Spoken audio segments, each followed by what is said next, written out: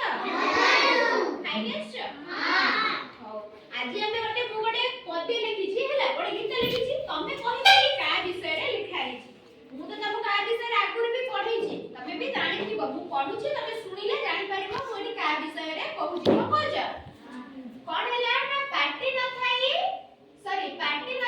ପାଣି ମୁଁ ପିଏ ହେଲା ପାଟି ନଥାଇ ପାଣି ମୁଁ ପିଏ ଫଳ ପରିବା ନୀତି ଦିଏ ସେ କଣ କରେ ନା ଫଳ ଆଉ ପରିବା ସବୁବେଳେ ଆମକୁ ଦିଏ ଅମ୍ଳଜାନ ଆଉ ଦିଅଇ ଛାଇ ସେ କଣ କରେ ଆମକୁ କଣ ଦିଏ ଅମ୍ଳଜାନ ଆଉ ଛାଇ ବି ଦିଏ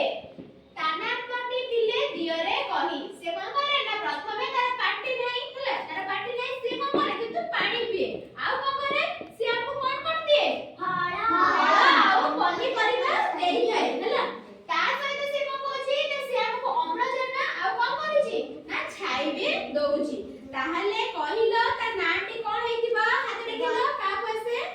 ତା ନାଁଟି କଣ ହେଇଥିବ ଗଛ ଲେଖି ଆସିବ ଆସ ଲେଖି ଦିଅ ଏଇଠି ଲେଖିବ ଦାନା ପାଟି ପିଲେ ଦିଅରେ କହି ଏଇଠି ଲେଖ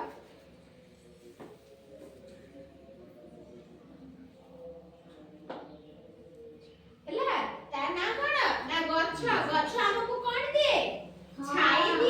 ଛାଇ ଦିଏ ଅମ୍ଳଜାନ ଦିଏ ଫଳ ଦିଏ ପନିପରିବା ବି ଦେଇଥାଏ ଗଛ ଠାରୁ